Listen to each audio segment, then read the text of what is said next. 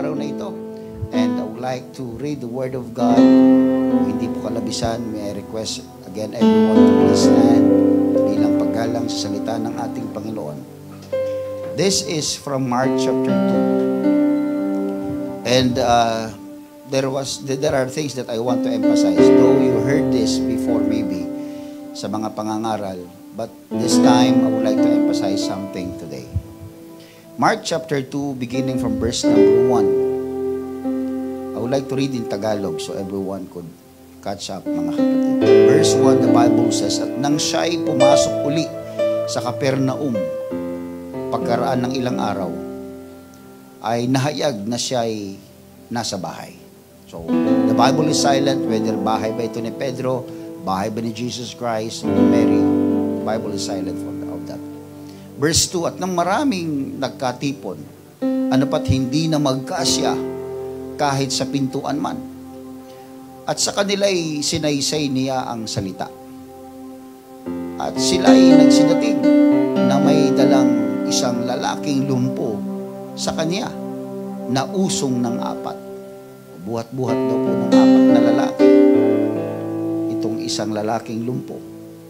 Verse 4, "At nang hindi sila mga kalapit sa kanya dahil sa karamihan, ay kanilang binakbak ang bubungan ng kanyang kinaroroonan. At nang yaoy kanilang masira, ay inihugos nila ang higaang kinahihigaan ng lumpo. At pagkakita ni Jesus sa kanilang pananampalataya, ay sinabi sa lumpo, 'Anak, ipinatatawad ang iyong mga kasalanan.' Ngunit mayroon doong nangakaupong ilan sa mga eskriba at nangagbulay-bulay sa kanilang mga puso. Bakit nagsasalita ang taong ito ng ganito? Siya'y namumusong. Sino ang makapagpapatawad ng mga kasalanan kundi isa, ang Diyos lamang? At pagkaunawa ni Jesus sa kanyang espiritu na sila'y nangagbubulay-bulay sa kanilang sarili, pagdakay sinabi sa kanila, 'Bakit binubulay-bulay ninyo ang mga bagay na ito sa inyong mga puso? Alin baga ang lalong maagang o magaang sabihin sa lumpo, ipinatatawad ang iyong mga kasalanan, o sabihin, magtindig ka at buhatin mo ang iyong higaan at lumakad ka?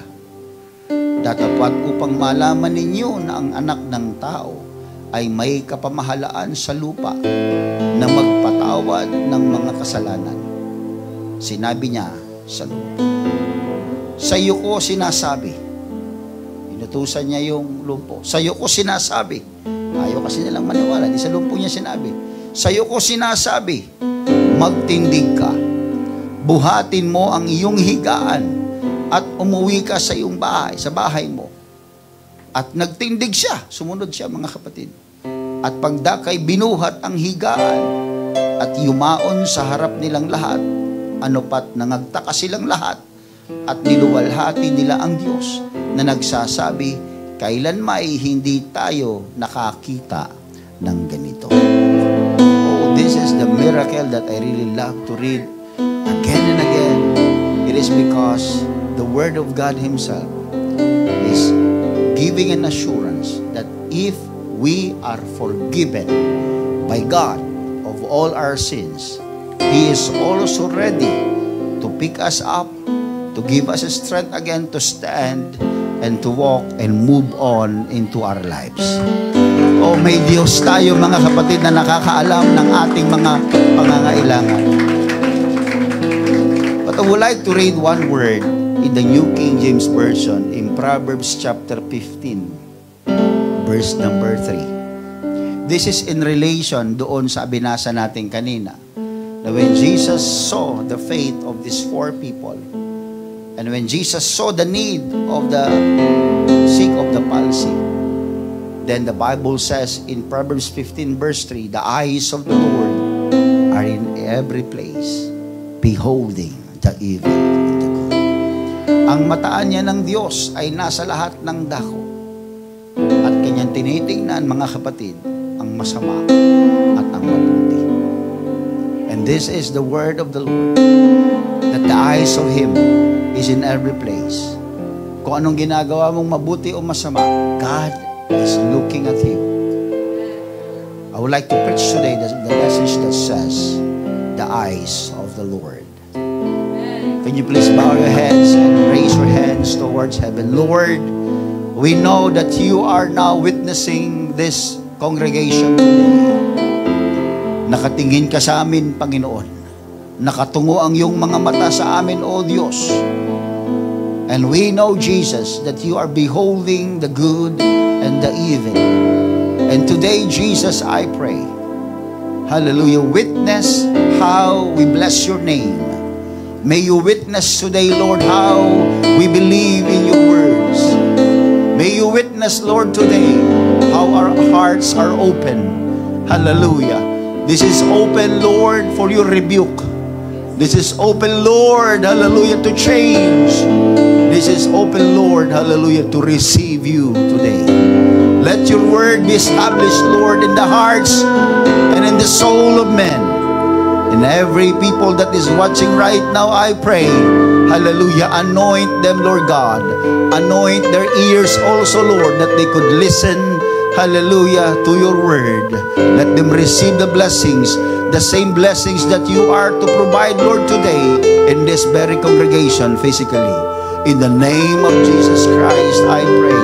Can we lift our hands to the Lord, clap our hands to Him, and say, Amen. Come on, say Amen. Hallelujah, glory to His wonderful name. And His name is Jesus. Amen. You may be seated.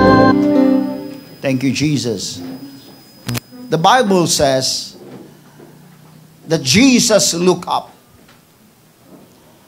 In the book of Mark chapter 2, again in verse 5, it says, pagkakita ni Jesus sa kanilang pananampalataya,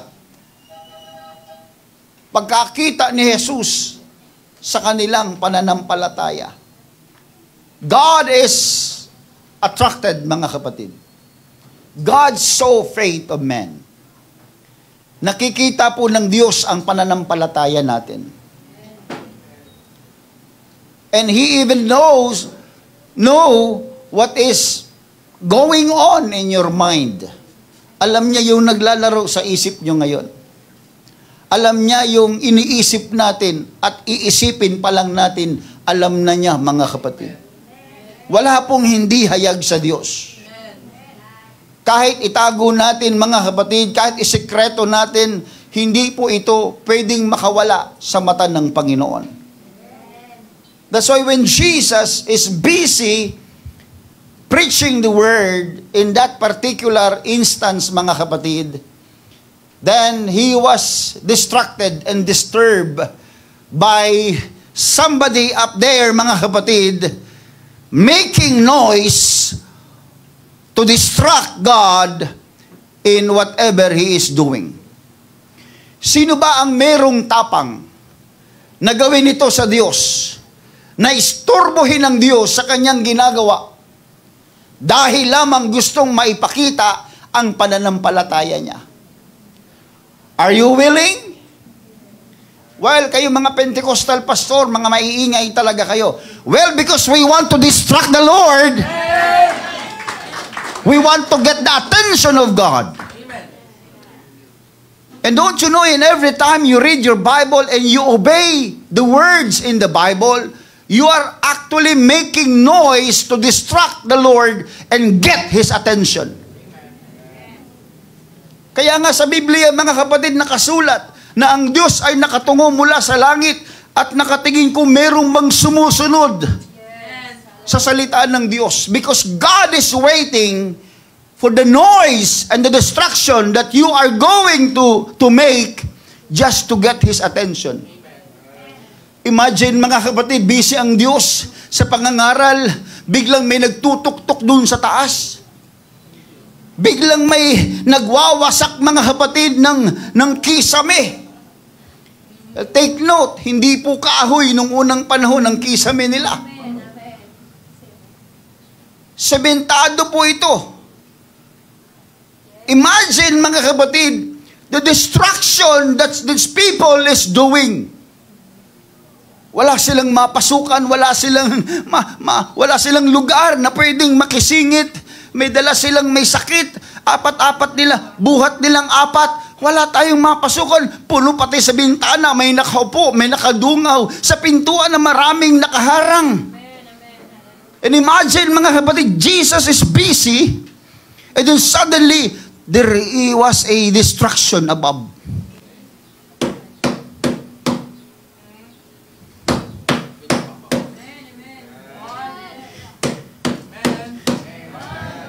Imagine, ang Panginoon na nagtuturo, napapatigil, mga kapatid. Ano ba yan? At pagkakita ni Jesus sa kanilang pananampalataya, hindi nakita ng Diyos yung ingay. Hindi nakita ng Diyos yung istorbo, mga kapatid. Hindi nakita ng Diyos yung ginagawa nilang hindi maganda. Ang nakikita ng Diyos, mga kapatid, sa kanyang paningin ay pananampalataya.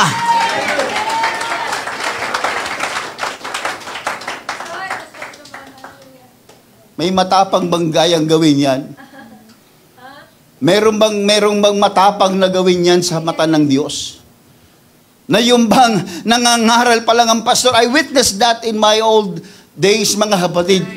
The younger days ng aking pananampalataya. When my pastor is still preaching, people at the back crying, tumatakbo dun sa harap ng altar. Sa altar, mga kapatid, sinusubsob ang sarili, nangangaral ang pastor ko. Bakit di ko makikita? Nakaupo ko sa harapan. Ang paborito kong upuan na yung harapan.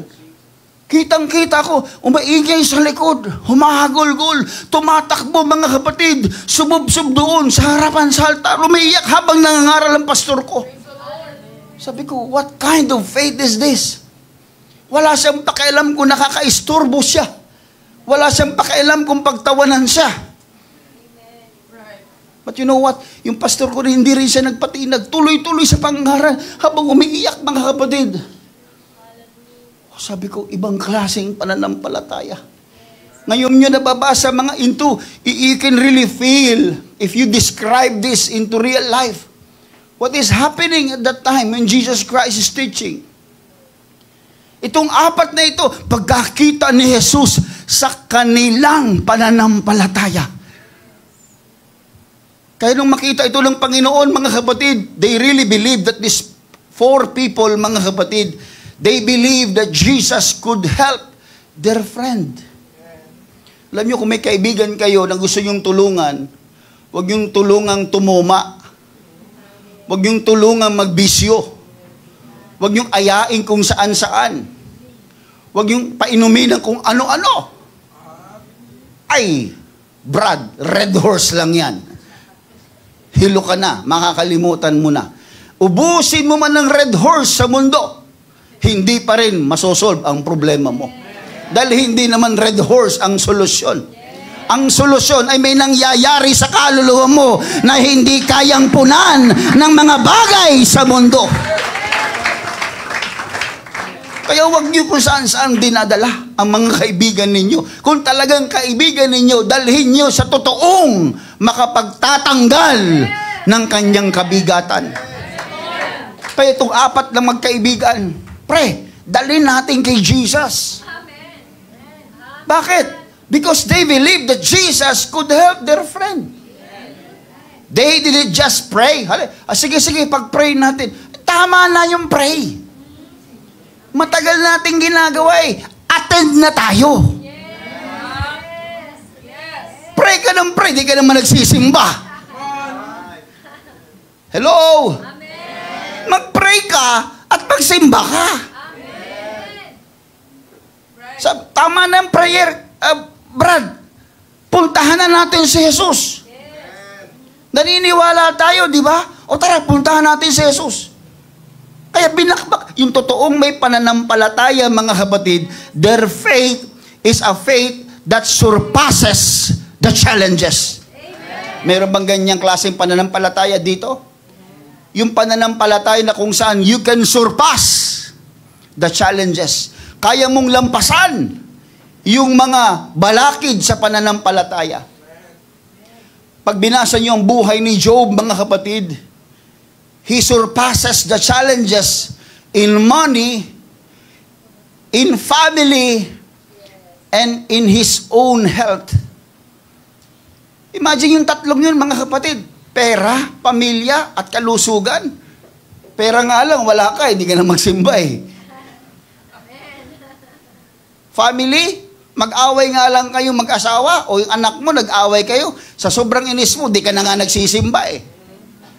Sorry mga kapatid, kailangan ko maging ganito muna, pero wala akong pinatatamaan. I just need to, it's driven by passion to tell you the truth, mga kapatid. But excuse me, I'm not here to hurt you. Nandito ako para hindi ako nandito para saktan kayo, mga kapatid. Masakit nga lang yung ngipin mo ayaw mo na magsimba. Mga kapatid, si Job, read his life. Nawala yung kanyang mga pinakamamahal na mga anak. Nawala yung kanyang negosyo, yung kanyang pera. Pati yung kanyang kalusugan ay nawala. But look at this person in the Bible, mga kapatid. He surpasses all the challenges. And he maintained himself, his integrity. The book of Job, chapter 27, verse 5 says, "For God forbid that I should justify you till I die." Till I die. Sabi ni Job, sa 27 verse 5, "I will not remove mine integrity from me." Mamatay man ang aking mga anak, maubos ba ng aking ari-arian, maging ang aking katawan ay alipinin ba ng karamdaman, I will not remove my integrity with me. Hello? Mawalan man tayo ng pera, mga kapatid. Alam niyo, mga kapatid, ang pera nandito sa mundo. Wala naman sa langit At wala din sa impyerno. Totoo po yan. Wala sa langit at wala sa impyerno ang pera. Nasaan? Nasa lupa. Kaya habang nakatapak ang paa mo sa lupa, magkakapera ka. Tama po ba? Kaya huwag ka mag-ipon ng pera para dalhin mo sa langit o sa impyerno. Bibili ka ng aircon doon. Wala. So as long as you live, kaya tinan mo yung sinabi ni Job, mga kapatid, I will not remove my integrity from me. Hindi ko aalisin yung integridad ko sa Diyos. Tuwi lang bang maganda ang aking kinikita? Praise the Lord. Tuwi lang bang maganda yung relationship namin sa pamilya ko? Praise the Lord. Kung ako ba'y walang karamdaman, maganda ang aking pakiramdam? Praise the Lord. Paano kung kabaligtaran lahat? Will you still praise the Lord? Minsan, mga kapatid, nahihiya tayong sabihin ito sa Panginoon. Pero alam ko, nararamdaman ninyo. Minsan may mga pagkakataon na pinagpapalit natin ng Diyos sa mga kakarampot at mga kapritsyo ng ating buhay. Ipagpapalit mo ang araw ng linggo para sa leisure, pleasure, anything that could give you your flesh parang satisfaction. Ipagpapalit mo ang gawain ng Diyos para sa kakarampot na overtime na kaya namang ibigay ng Diyos sa iyo yan kung magtatapat ka at maniniwala ka sa Kanya. Pastor, wala ka sa posisyon ko Nasasabi mo yan Marami akong membro ng pamilyang kailangang pakainin. Bakit? Sino ba sa atin dito, mga kapatid, ang merong dala nung tayo ay pinanganak sa mundo? Wala po. Lahat tayo umaasa sa biyaya, habag ng Diyos. And if you could just step one step higher, if you could just surpass all these challenges, paghamon ng Diyos yan sa buhay natin sa pananampalataya. Huwag kang manatili na ang pananampalataya mo ay ordinaryo. Why don't you think, mga kapatid, why do you think that Jesus was attracted by their faith? when everyone else in that room have also their faith of their own. Sa tingin nyo, yung pananampalataya ng mga nandung mga tao na tinuturuan niya, may pananampalataya din yun. Pero bakit na ang Diyos ay interesado sa pananampalataya ng apat? Because their faith surpass. Ito yung mga pagsubok, ang pananampalataya ng apat. Kaya nga sabi ng Bible, when Jesus looked up, Jesus saw their faith above.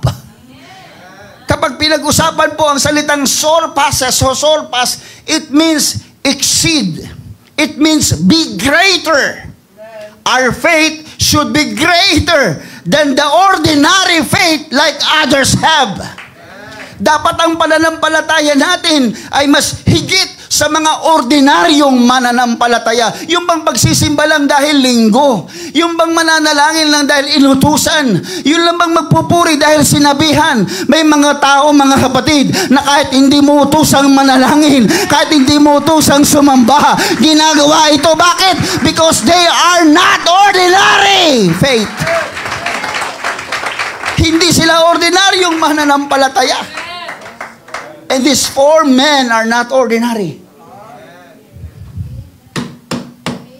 Pray mo, nag-iingay ka. Nagpipreach yung pastor mo. Pray mo, nag-iingay ka. May mga mahalagang bagay na sinasabi ang Diyos mo. Anong klaseng tapang ng pananampalataya merong itong apat na ito, mga kapatid? They surpass the challenges. Have you noticed the faith of Moses in the parting of the Red Sea? He was under pressure of the people and the enemies. Pero tinan mo, chill-chill lang siya. Why? Because he already surpasses all kinds of pressures. Diba? May naninira sa likuran mo. May nagtutungayaw sa likuran mo. May humahabol sa iyong mga kaaway. Yung oras tumatakbo. Mamamatay kayong lahat. Pero ito chill-chill lang. Bakit? Dinaanan ko na yan. May 10 salot ng pinakita sa akin ng Diyos na kaya niyang ibigay sa taong hindi masunurin. Kaya chill-chill lang siya. Bakit? Napagtagumpayan ko na yan. Wait and see na lang kayo. Makakatawid din kayo sa EDSA ng Red Sea.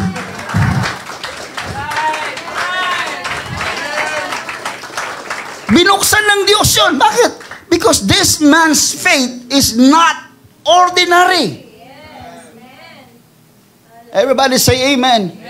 Kaya huwag kayong patatalo sa mga ordinaryong problema ng pananampalataya. Walang pamasahe, mainit, umuulan, walang susundo sa akin, walang maglilibre after lunch, mamaya sa lunch. Walang ganon, mga kapatid. Hello? Hindi kasi ako nakamayan ni pastor. Yung kasi presidente namin, suplado. Alas 12:30 na kasi kami nakauwi. These things are what? These are the challenges you need to surpass. Pagtagumpayan ninyo. Pagtagumpay, kahit matapos. Mga kapatid, may mga simbahan tayo alas 2 na tatapos. Mahabagin pa nga tayo dito, alas 12 lang. Tama po ba yun? Narinig nyo na ba yun? May mga alas 2 kumatapos. May iba mga pananambahan, maghapon sila. Hindi ako nagbibiro, mga kapatid.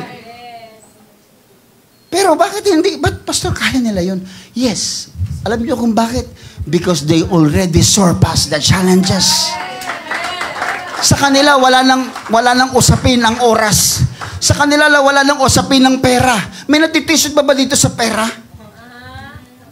May mga tao ba pumipigil na, huwag bang ikapo? Huwag kang mag-ikapo. Yaman-yaman na ni pastor. Tingnan mo yung coat niya. Hindi nyo alam. Hindi nyo alam kung ilang taon na to. Batid. Hindi ganun. Hindi pera ang makapagpapahinto sa inyo sa paglilingkod sa Panginoon. Hindi rin yung tratuhin tayo sa loob ng simbahan, o pangit man o maganda. We expect everyone to treat us good and with respect. Pero kung may isang pagkakataon, may isang taong hindi ginawa yan, lampasan mo yan. He is not your God, or they are not your God. How about the faith of David in fighting Goliath? Literally, Goliath is bigger than David. But David told him, my God is bigger than you. Mas malaki ka sa akin, pero mas malaki ang Diyos ko sa'yo. Sabi niya, wala nang intro-intro. Away tayo. O, di patay siya. You know what I'm trying to say, mga kapatid? If you are David, at this time, mga kapatid, can you fight that Goliath? Ano gagawin? Magre-research ka, pati ka lang. Ilang bato ba ang ibabato ko dito para matumba ito? Mag-google ka pa. Mag-chat GPT ka pa. Can I defeat this huge man? Hindi po. You cannot do it, mga kapatid, by your own. David went to battle, mga kapatid, not by his own. Kinakaladkad niya, dala-dala niya ang Panginoon sa gera. Kaya nung sinabi niya, ikaw, yan tabak mo? Yung espada mo? Sabi niya, yan ipapatay sa'yo. Dala-dala mo yung tabak mo, dala-dala mo yung sibat mo, yung panangga mo. Ako, dala ko ang Panginoon ko. Mas malaki sa kaysa sa'yo. Kaya kahit na sinong Goliath ang humarang sa iyong pananampalataya, if you have this mentality that you can surpass all these challenges, God is with you. God is with you. Kaya, simpleng, grabe mga kapatid, sa history ng Biblia, napakasimpleng pinatay niya mga kapatid. Pag ganun-ganun, kasi wala kasing tirador noong unang panahon na ganyan, ganun ang tirador eh. Kaya yung mga kabataan, pag nagpupuri, nagtitirador yan. But God, when He saw the faith of these 4 men, when He looked up, hallelujah, He is looking actually for a bigger faith. Parang sinasabi niya na dito sa mga tao, ano kayo? Ang faith yun, dito lang, no? Yung faith ng 4, hanggang dito, God is looking for a bigger faith. Are you here today with a bigger faith? O pumunta ka lang dito, mabuka, simpleng Sunday lang ito, Pastor. No, it's not a simple Sunday. Hallelujah, you are here. Sana mga kapatid, nandito ka dahil gusto mong dagdagan yung pananampalataya mo, itaas yung pananampalataya mo, mapagtagumpayan yung mga pagsubok mo. Sana mga kapatid, nandito ka pa sa higher and bigger faith. Amen. Shout amen. After niya mag-look up, then he looked down. He looked down because he is looking for a humble and repentant heart. Nung makita niya yung 4, sabi niya, mga kapatid, simpleng-simpleng sinabi niya sa verse 5, at pagkakita ni Jesus sa kanilang pananampalataya, sinabi sa lumpo. Tinan niyo? Tumingala muna ang Diyos. Nung makita niya, wow! Bigger faith! Biglang ang address niya kagad sa baba. He looked down. The very first word that Jesus mentioned in the Bible is when he saw the palsy man, he told the man, "Son, thy sins be forgiven thee." Alam niyo, pagkatapos makita ng Diyos ang pananampalataya ng tao, ang unang-unang namutawi sa bibig ni Kristo ay kapatawaran. Alam niyo mga kapatid, walang malaking kasalanan sa Diyos. Lahat yan ay kasalanan sa kanyang mata. Pero hindi pwedeng magpatawad. Tama yung mga eskriba sa sinabi nila, tanging Diyos lang ang pwedeng magpatawad ng kasalanan kasi hindi sila naniniwala na Diyos yung nagsasalita Totoo yun, Diyos lang ang pwedeng makapagpatawad ng kasalanan. Kaya nung makita ng Diyos yung malaking pananampalataya ng 4 na ito, Sabi niya kagad sa lumpo, anak, pinatawad na ang iyong mga kasalanan. Siguro sasabihin ng lalaki, sir, hindi naman ako naghahanap ng forgiveness eh. I'm looking for healing. But no. Hindi naman lahat ng karamdaman ay dahil sa kasalanan. Pero sa pagkakataon na ito, isang makatotohanang buhay na sinasabi ni Kristo sa marami, ikaw na nandito sa harap ko, na usong-usong ng 4 na may pananampalataya, makasalanan ka. This is a message for all. If you want healing, ask forgiveness first. Because a forgiven soul will be well. Magiging mabuti ang kalagayan ng kaluluwang napatawad. Everybody say amen. Amen. Hindi po lahat ng karamdaman ay dulot ng kasalanan. Kaya nga sa aklat ng John chapter 9, makikita nyo doon, nagtanong ang mga disipulo kay Kristo, ito bang taong ito ay sino ang nagkasala? Ang mga magulang niya ba o siya? Kaya sa pinanganak na bulag, ang sagot ng Panginoon sa verse number 3, hindi. Yan. Jesus answered, neither hath this man sinned nor his parents, but that the works of God should be made manifest in him. May mga pagkakataon na ang karamdaman natin, hindi naman dulot ito ng ating kasalanan, kundi ito'y dulot ng kagustuhan ng Diyos na maipakita sa marami ang kanyang kapangyarihan. Mga kapatid, wala tayong magagawa. Lahat tayo ay kasangkapan lamang ng Diyos. Kaya kung ikaw ay magaling, may talent ka, kasangkapan ka dapat ng Diyos. Lahat tayo kasangkapan ng Panginoon. Pastor, paano ako kakasangkapan ng Panginoon? Mahina ako. Kaya ka mahina kasi kinakasangkapan ka niya. Para ipahiya ang mga malalakas. Pastor, hindi ako matalino. Kaya nga ikaw mapurol. Kasi para ipahiya na kahit mapurol ka, tingnan mo ang kalooban ng Diyos sa buhay mo na nangyayari.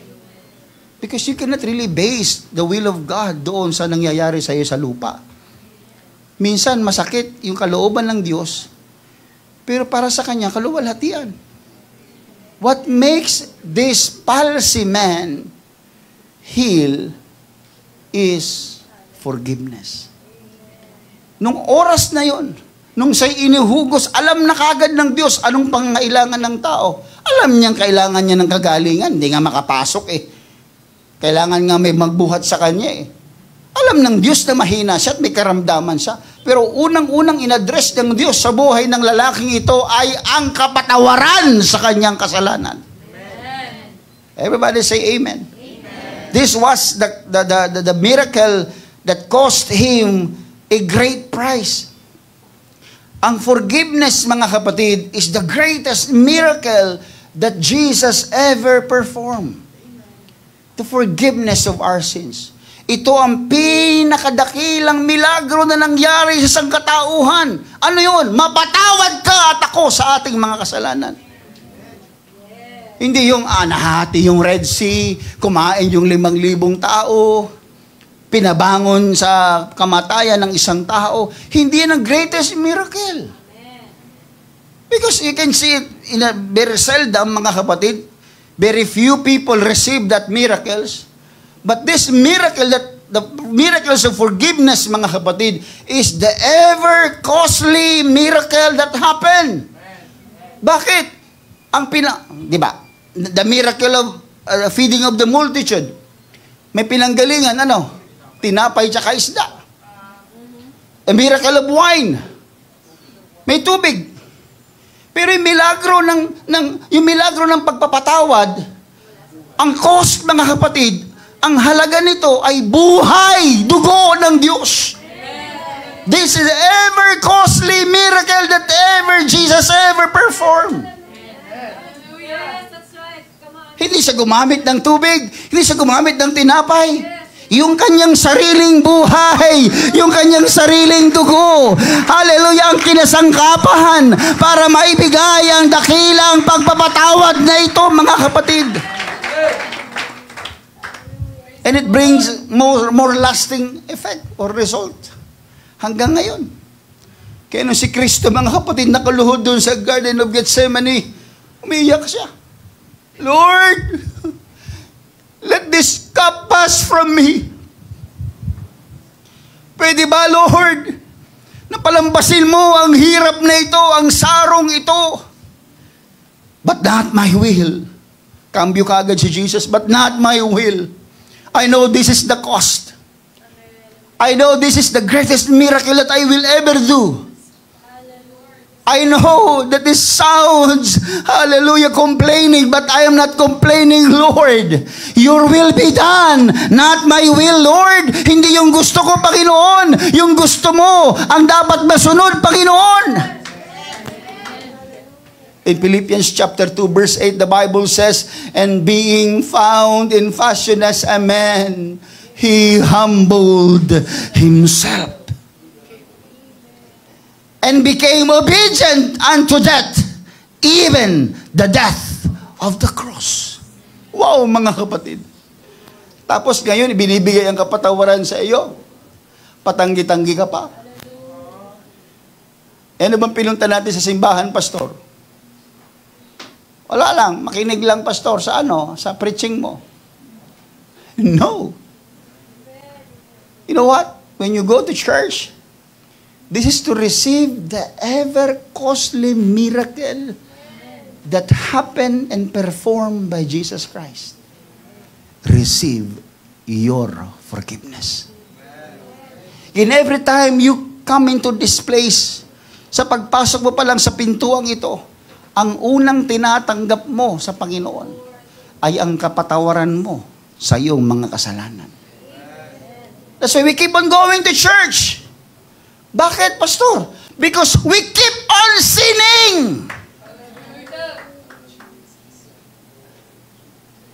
Kasi kung matuwid ka na, huwag ka na magpunta sa church.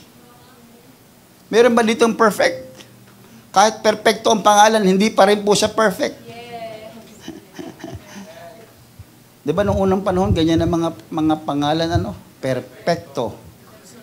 Konsolasyon. Di ba? Renato.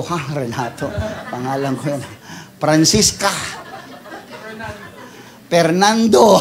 Mga ganyan mga pangalan. Di ba? Leonardo. Yan yung mga pangalan.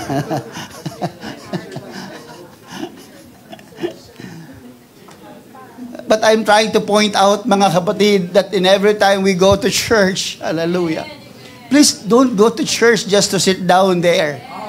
Huwag kang pupunta sa simbahan na uupo ka lang dyan at makikinig. Pupunta ka sa simbahan kasi tatanggapin mo ang kapatawaran ng Diyos sa iyong mga kasalanan. If you believe in the Lord, hallelujah, you will receive your forgiveness, hallelujah. You will have your transformation, hallelujah, sa buhay mo. May ipapakita ang Diyos sa buhay mo na mangyayari sa iyo kapag ikaw ay patuloy na sumasampalataya at nagpapakumbaba sa kanyang harapan. Babaguhin ng Diyos ang buhay mo. Yeah, when Jesus looked down to the man, it is because that man is living in sin. Alam ng Diyos na yung taong yan na inihugos sa kanyang harapan ay namumuhay sa kasalanan. Kaya ang unang-una niya sinabi, pinatawad na ang iyong kasalanan. Imagine mga kapatid, dahil sa apat na magkakaibigan, na-assure nila yung kaibigan nilang makasalanan sa harap ng Diyos. That's why bring your friends with you. Bring them. Sa tingin nyo, yung mga kaibigan nyo na wala na, malala na to. Di na to talaga, suko na dito. Dalhin nyo sa gawain ng Diyos. Dalhin nyo sa Panginoon. Kung kinakailangan, i-stretcher ninyo, i-stretcher ninyo. Para makatotohanan. Kung kinakailangan, gibain nyo itong bubungan. Ibalik nyo lang pagkatapos. Gawin nyo! And why is that?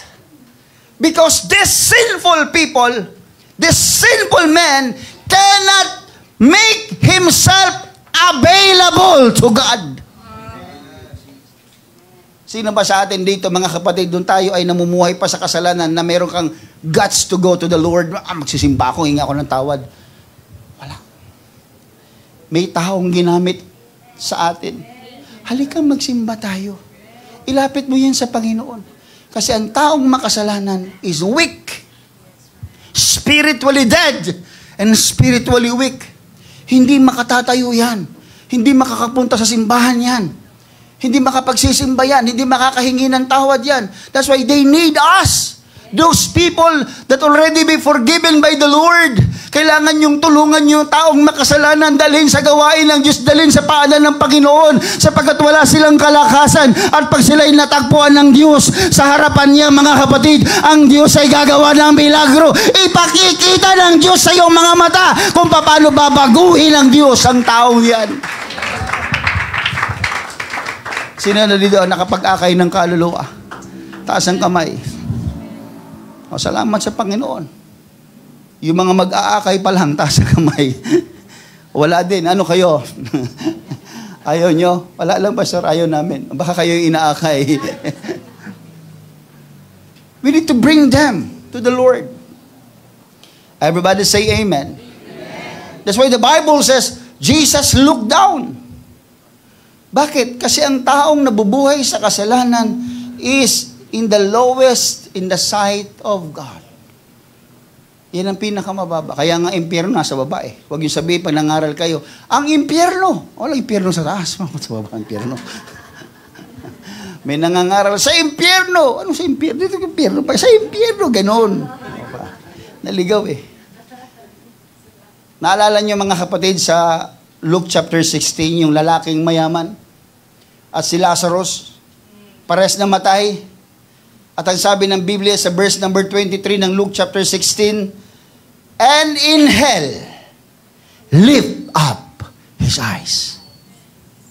Eh, nasaan ang kalagayan ng lalaking mayaman? Nasa ibaba. Kasi he lift his eyes, being in torments, and seeth Abraham afar off, and Lazarus in his bosom. Nasa baba. Kaya si Kristo tumingin sa taas, sa mga mananampalatayang apat na yon, pagkatapos niyang makita, tumingin siya sa baba. Son, thy sins be forgiven thee. Bakit niya sinabi yun? Kasi nasa baba, ang taong makasalanan ay pinakamababa sa mata ng Panginoon. That's why, let's be repentant of our sins. Alam niyo mga kapatid, sabihin ko sa inyo, ang repentance po, may tamang venue. Pag binasa niyo yung Luke chapter 16 verse 23, yung buong kwento na yan, doon yung masasabi na ang repentance pala ay may tamang venue. Kasi nung yung mayaman na yan, nandoon sa impyerno at nagsisisi na ng kanyang ginawa, wala na. Kaya may tamang venue ang repentance. While you are on earth, repent of your sins. Because when that foot of yours, kayang paa mo na yan, pag yan ay pumantay at hindi na lumapat sa lupa, wala nang pagkakataon na ang kasalanan ay mapatawad. Kaya habang nag-i-enjoy ka pa, nilalapat-lapat mo yung paa mo sa lupa, halaka oy, magrepent ka ng kasalanan mo. Lumapit ka sa Diyos. Habang nabubuhay ka pa. Kasi pag yan ay pumantay, humiga ka na, hindi na nakalapat sa lupa yan. Ang nakalapat, yung likod mo, nakalapat na sa lupa. Wala ka ng There is the right venue for repentance. The church is a place of repentance. You repent of your sins. We repent of our sins should be. Acts chapter 2 verse 38, then Peter said unto them, repent and be baptized, every one of you, in the name of Jesus Christ, for the remission of your sins. And you shall receive the gift of the Holy Ghost. Nung sinabi yan ni Pedro, nasaan ba sila niyan? Nasa lupa. Kaya inuutos yan ni Apostol Pedro sa mga tao, habang nasa lupa pa. Huwag mo nang hintayin na mga mo'y lupa ka pa muna bago ka maghingi ng tawad sa Diyos. Hindi po. Right now, repent of your sins. Because the salvation is now. Faith is now. Ask forgiveness to the Lord. Huwag yun nang hintayin. Malakas pa naman ako, pastor eh. Nako mga kapatid, marami nag-aakalang matagal mamatay, nauna pa nga eh. And God is looking for people who are repentant. Kaya nang pagtingin ng Panginoon mula sa taas, papunta sa baba, sabi niya, anak, ikaw. Wala siyang magagawa, nasa harap siya ng Panginoon. Anak, ikaw, mula ngayon, ang iyong mga kasalanan ay pinatawad na. Nagmurmur yung mga natao na sa paligid. Ano ba yun? Patawad yun ba yun? Hindi naman himingi ng tawad yung tao eh. Tingnan mo, mga chismoso. Naku, yung ibig sabihin mga kapatid, habang may pagkakataon pa po tayo, gamitin natin ang ating mga tuhod, itiklop natin mga kapatid, humingi tayo ng tawad sa Panginoon. Hallelujah. And if you are repentant, after the Bible says, repent ang sinabi ng Biblia, and be baptized every one of you. Peter is not introducing any religion on earth. Peter is saying that your next thing to do after you repent is to be baptized in the name of Jesus Christ, because there is healing, there is salvation, there is power, there are blessings in the name of Jesus. Because there is no other name given under heaven whereby man should be saved. Walang ibang pangalan. Hindi sa pangalan ng pastor, hindi sa pangalan ng relihiyon. Nung kayo ba'y binautismuhan, sa pangalan ng Katolisismo. Ikaw ay aking binabautismo. Ganun ba? Sa ngalan ng Pentecostes. Ganun ba? Hindi. Ano? Sa pangalan ni Jesus. Ikaw ay aking binabautismuhan para sa kapatawaran ng iyong kasalanan, remissions of your sins. Kaya ang bautismo, ano? Remission of sins. Isinusuko mo sa Diyos. Binili ka na ng Diyos eh. Ang ipinambayad ng Diyos sa iyo ay dugo niya. Binili ka na eh. Sumuko ka na. Hello? Sumuko ka na, please lang. Kahit sa pagpupuri, nakalukip-kip. Pag tinutukan ka ng holdapper, taas kamay. O pati holdapper nga, gusto taas kamay eh. Holdapper na yun, masama na yun ha. Pero ang gusto niya, sumuko ka pa rin. Taas kamay, wag kang papalag. Ay, siyempre, ayaw mo namang, gusto mong mabuhay pa, di. Tayo mga kapatid, buhay ang binibigay ng Panginoon, nakahalukip-kip. Parang yabang-yabang natin. Ba't parang meron ka, mga pusa ka ba? Siyang babuhay mo? Pastor, yung pinapangaral niya. I don't care whether you believe. But I assume that you believe because you are here now. Kaya ka nandito kasi naniniwala ka. Kaya tuloy-tuloy mo na. Itudong mo na yan. Huwag na yung pakakalahati pa yung paniniwala. Itudong mo na, sayang pamasahe mo dito. Punta ka, namasahe ka, nag-offering ka pa. Lugi ka, di ba? Umuwi kang malaya. Lord, I worship you. Lord, I surrender myself to you. Lord, I repent of my sins, O Lord. Pag-uwi mo, sarap pakiramdam, sarap nga matulog, di ba? Yung iba nga habang dito natutulog, habang nangangaral pa ang pastor, natutulog na eh. Sobrang sarap ng pakiramdam, pastor, nakatulog ako sa message mo. Wow, that's good. That's good. Puyat ka siguro. Yan. Kaka-ML mo yan. See, Jesus Christ is looking up and looking down. And take note of this, He is also looking around. Kasi, pagkatapos niyang sabihan yung makasalanan, pinagaling niya, mga kapatid, nagmurmur yung nasa paligid, sino ba yan? Masyadong maraming kritiko, ano ba yan?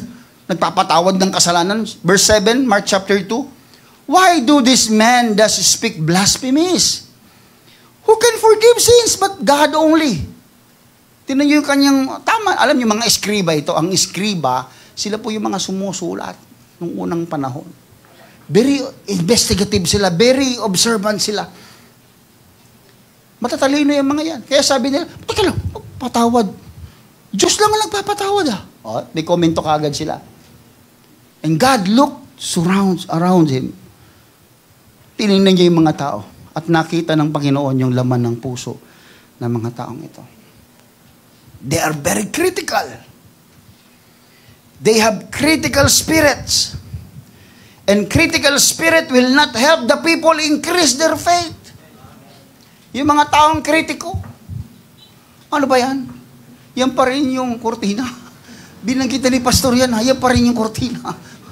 Ano ba yan? Yung pa rin yung mga daming pinupuna. Ang daming gustong baguhin. They are very critical. Minsan nga, napaglaruan kong isipin, ano ba pananampalataya versus investigation? Because people tend to investigate before they believe. Tama ba yon?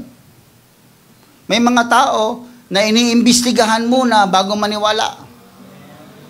Sa Biblia, mga kapatid, baligtad. Maniwala ka muna bago ka mag-imbestiga. Yun ang pananampalataya versus investigation.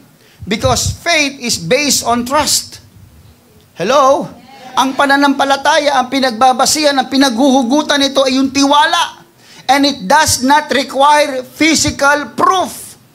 Pag sinabi ng Panginoon, halimbawa, Sister, gagaling ka sa iyong karamdaman. Anong ebidensya mo, Pastor? Ang sabi nga ng doktor sa akin hanggang bukas na lang ako, tigok na ako. It is because yung pinaniniwalaan mo ay investigasyon ng tao. Ang pananampalataya ay hindi ganun. Ang pananampalataya, hindi ito nagre-require ng physical proof, logical proof. Ang pananampalataya ay nakabase sa tiwala mo sa sinabi ng Diyos. Everybody say amen. Amen. Kung ikaw investigative ka, nandun ka sa proseso, hindi pa ako gagaling kasi ito pa kailangan, ganito pa daw gawin ko, inumin ko daw itong mga gamot, marami-rami pa mga proseso, Pastor. Kasi yan, iba yan sa pananampalataya. Ang pananampalataya is rooted in revelation. It is rooted in divine truth. It is rooted in your conviction. Everybody say amen. While this investigation is rooted in research, rooted in logic, yan yun hindi, base dito sa mga pag-aaral, Pastor, hindi mag-aral ka na mag-aral. Wala namang masama mag-aral. Pero ang pananampalataya, tinatanggap ang katotohanan. Pastor, sige, paano mo mapatunayan na talagang ako'y pinatawad ng Diyos sa aking mga kasalanan? Para kang investigador. Pastor, totoo bang napatawad ako ni Lord sa aking mga kasalanan? Oo, sister. Paano mo nasabi yan? Diba? Para kang adik. Paano mo nasabi yan? Anong gusto isa-isahin pa sa inyo, mga kapatid ng Panginoon, na napatawad ka niya? Gusto mo ng ebidensya? Ang problema sa atin, mga kapatid, we want evidence first before we believe. Everybody say amen. Amen. Paano mo sasabing ikaw napatawad sa inyo? Kasi lang kayo, may mga pagsasabi ba dito na kayo ito totoong pinatawad ng Panginoon? At paano nyo napatunayan na napatawad kayo ng Panginoon? Araw-araw pa kayo nagsisinungaling hanggang ngayon Pag sinabi nyo hindi, sinungaling kayo. Nakakagawa tayo ng kasalanan every day. Nagkakamali tayo every day. Pero naniniwala ka, pinatawad ka ng Panginoon.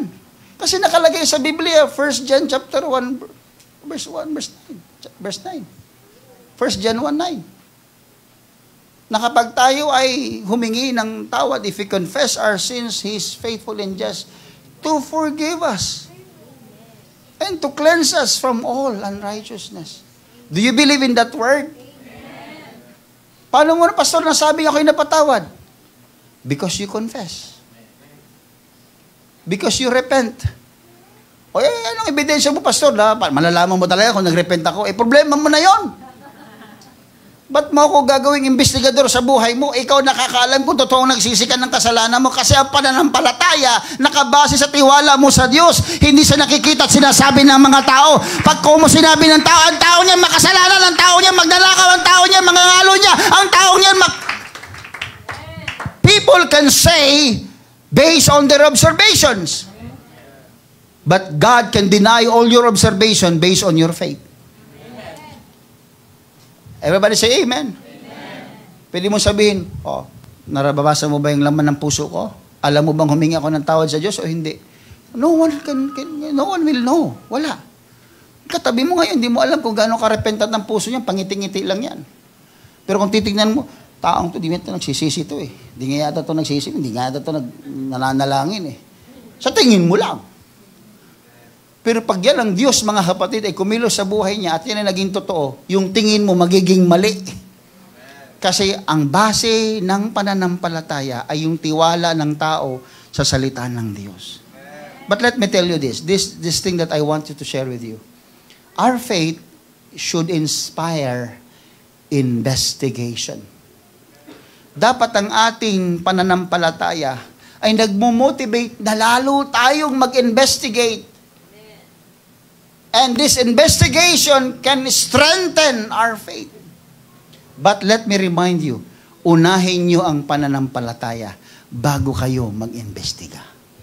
Kasi pag nag-imbestiga kayo muna, bago kayo manampalataya, mabahaba ang panahon na hihintayin mo, at lalo na't kung mali ang iniimbestigahan mo, hindi ka pa mananampalataya. Kaya manampalataya ka muna. When Jesus said, repent and be baptized, every one of you, for the remission of your sins.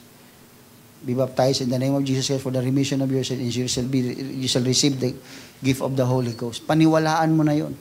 Di isa-isahin mo pa, repent. At ako magsisisi. Be baptized. Ba't ako magbabautismo? Mga kapatid, bago mo sabihin yan, nagunaw na ang mundo, bago mo matapos lahat yung pag-aaral mo na yan. That's why you need to have faith first, and the rest will follow. God also acknowledged investigation. Nung si Tomas ay nagdududa, anong sabi ng Panginoon kay Tomas? Nung magkita sila, Tomas, how are you? Tingnan mo yung kamay ko, Tomas. Hinawakan ni Tomas. Ikaw nga yung pinako sa krus. Ikaw nga yung aming Panginoon. Ikaw nga yung aming Jesus. Nagsisi sa harapan. Panginoon ko at Diyos ko. Tingnan mo, napasabi siya. Panginoon ko at Diyos ko. Yung pa yung sinabi, bakit pagkatapos niyang maimbestigahan at nung mahawa, sabi niya, hindi ako maniniwalang bumangon si Jesus. Maliban na mahawa, maimbestigahan ko. Ayan. Kaya nung nagpakita si Jesus sa pangalang pagkakataon sa mga disipulo, asan yung investigador dito? Tomas, halika, hawakan mo kamay ko. Hinawakan. Sabi, Diyos ko, Panginoon ko at Diyos ko, nagsisisi sa kanyang ginawa. God honors our investigation. Because until such time na hindi mo paniwalaan na ang Diyos ay totoo at gusto mong hintayin ang resulta ng investigasyon mo, baka huli na ang lahat. That's why I suggest and I advise, have faith first, then you investigate more. In Jesus' name, can we clap our hands to the Lord?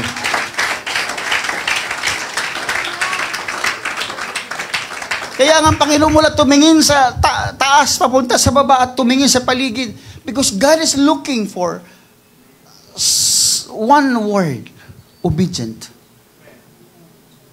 Because these people are listening. Okay, bakit kaya ang Panginoon nagtuturo doon? There's only one reason why God is teaching them. Because they want, Jesus want them to believe.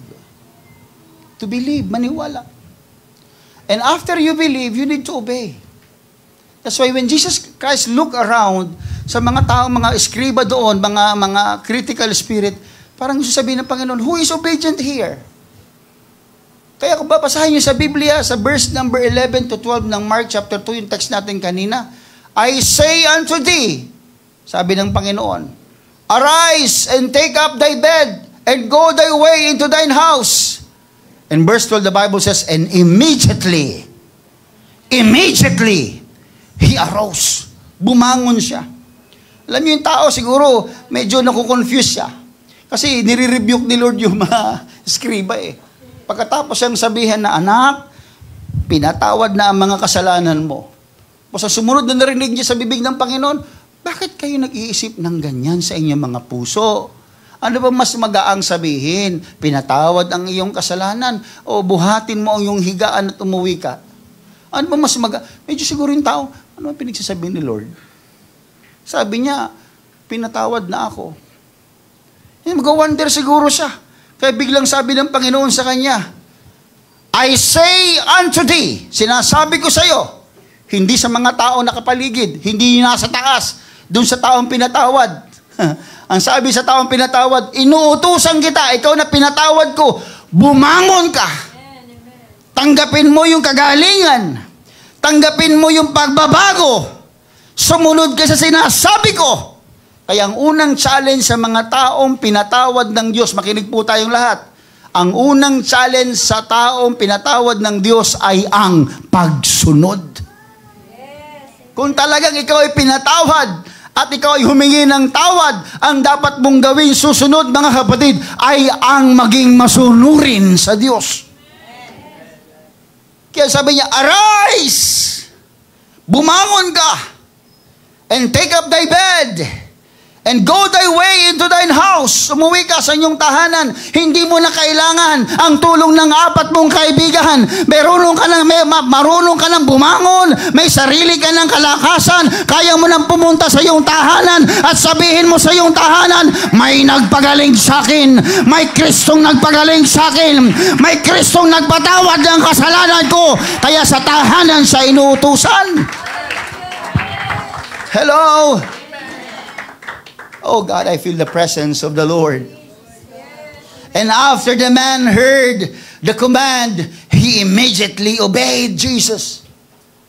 Don't be disobedient, brethren.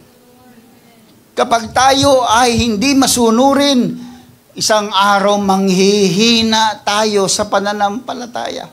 Si Haring Solomon man din, ang pinakamatalinong haring na buhay, ay nanlamig din. 1 Kings chapter 11 verse 9, ang sabi ng Biblia, ang Panginooy nagalit kay Solomon dahil sa ang kanyang puso'y humiwalay sa Diyos. Kapag tayo humihiwalay sa Diyos, nanlalamig po tayo. Everybody say amen. Kanina pinagpipray ko si Father Paulo, kinamayan ko, ang lamig ng kanyang kamay. Nanlalamig po siya. Dahil may nararamdaman siya sa katawan. Pero hindi siya nanlalamig sa pananampalataya. Everybody say amen. At hindi biglaan ang panlalamig. Maaring bigla kang makagawa ng kasalanan, pero hindi biglaan ang panlalamig. Unti-unti po ito. And it is possible, listen brethren, makinig po kayo. It is possible to be active but not worthy. May mga taong aktibo but they are not worthy. Naglilingkod ka pero hindi ka worthy. Bakit? Because you have an disobedient heart. Kahit may ministry pa po tayo, kahit kilala pa tayo sa simbahan, kahit sa tingin ng tao ay ikaw ay masipag sa gawain, pag ikaw ay hindi masunurin, you are active but not worthy. Sinasabi ko sa inyo ito na alam kong alam nyo ang aking sinasabi. Let's have a willing heart to be changed by God. Because obedience is willingness. Willingness to obey. Hindi garantiya na magaling ka sa mga instrumento, magaling ka sa pag-awit, magaling ka sa ministry, matalino ka, ginagamit ka sa pagtuturo, unless na ang buhay mo ay hindi sumusunod sa Panginoon, unless na ang buhay mo ay maging karapat-dapat sa Panginoon, you will not be worthy. Para kang, sabi ng Biblia, batingaw na umaalingaw-ngaw at paglipas ng ilang sandali, nawawala ang ingay mo. That's not worthy. Ayaw ng Diyos na ganyan tayo, mga kapatid. Job, in the book of Job, mga kapatid, he is willing. Willing itong si Job. Araw-araw siyang gumagawa ng matuwid sa Diyos. Masyado siyang sensitibo sa paligid niya. Pero ganun pa man, may pagsubok pa rin siya. Because willingness to obey does not guarantee a trial-free life. Hindi ko masunurin ka sa Panginoon. Pastor, bakit ako nagkaroon ng ganitong pagsubok? Masunurin naman ako. Si Job nga, higit pa sa masunurin eh. Job chapter 1, basahin niyo mga kapatid, ang nagyayabang mismong Diyos. Niyayabang niya si Job. Satanas, nakikita mo ba si Job? Galing, di ba? Pinagmamalaki siya ng Panginoon. Kaya tayo kung tapat sa Diyos, pinagmamalaki tayo ng Panginoon kay Satanas. O Satanas, tinan mo, dati-dati tutulog-tulog yan. Tinan mo ngayon, gising na gising. O tinan mo yung katabi, malapit na rin ma-convert. O tinan mo. Kasi tutulog-tulog yan dati, pero ngayon nakikinig na. Hello? Pinagyayabang tayo ng Diyos. Sapagkat tayo ay karangalan ng Panginoon, mga kapatid. Ininvest niya ang buhay niya sa atin. Ibinigay niya ang buhay niya sa atin. Kasi ganun tayo kamahal. Ganun ka-proud ang Diyos sa atin. Amen. Kaya hindi ko mo may mga pagsubok ka. Pastor, ay nangyari kay Job. Nawalan siya ng anak, nawalan ng ari-arian, pati yung kanyang, hallelujah, kalusugan. Pati yung asawa niya, nag-iba na ugali. Dahil lang nakitang may karamdaman siya at nangihina siya, nag-iba na. But the point is this, listen. The point is not the loss. Sa Panginoon, ang tingin niya sa mga bagay na nawawala sa atin is not loss. Walang loss sa Panginoon eh. Wala kasing pagkawala sa Diyos, walang pagkatalo sa Panginoon eh. The point is not the loss in the life of Job. The point is what God wants in the life of Job. Magkaiba po yun. Tayong mga tao, tinitingnan natin yung downfall ng kapwa. Yung success ng tao, ang galing ni sister. Ang galing ni Brad. Biruin mo, nakapasa siya. 1 to 10 ang quiz. 9 siya. Ang galing niya. Yung success ng tao, tinitingnan natin. Natutuwa tayo. Pag nakikita natin yung downfall ng tao, tinitingnan din natin. Grabe yung nangyari sa kanya, Kawawa naman siya. Tingnan mo, dati siyang okay, ngayon hindi na siya okay. Dati siyang gwapo, ngayon pogi na. Gwapa na. Ay, naku, naging gwapa. Ay, nag-iba na siya. Dati siyang maganda, ngayon, gwapo na. Ay, nag-iba na. People tend to see and to look for your downfall or your success. But God is not interested whether you are falling down or you are rising up. What God wants is that His will happen to your life. Ang kalooban ng Diyos, ang gusto niyang makitang nangyayari sa buhay mo. Kaya si Job, kahit na matapat siya, nagdanas siya ng maraming hirap, mga kapatid. It's not about the loss. Pero sino ba ang pinakamaraming nawalan sa Biblia? Si Job. Basahin nyo. Ang buhay niya, ang daming nawala. Daming nawala sa buhay ni Job, mga kapatid. Pero hindi yun ang point ng buhay niya eh.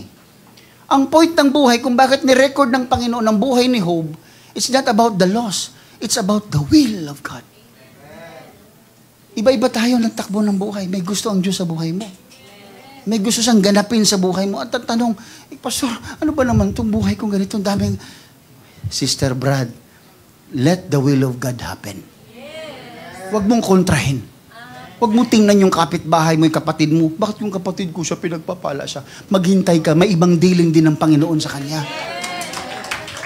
Kanya-kanya tayo. Basta kalooban ng Diyos ang dapat mangyari. Everybody say amen. Because Obedience is willingness to deny ourselves. Hallelujah. Kaya nang sinabihan niya ng Panginoon yung lalaki, arise, stand up, bangon. Buhati mo yung higaan mo. Tagal mo ng higaan yan eh. Pinahirapan ka ng higaan yan eh. Nagkakulali na nga yung likod mo dyan eh, di ba? Sobrang tagal mo ng karamdaman yan eh.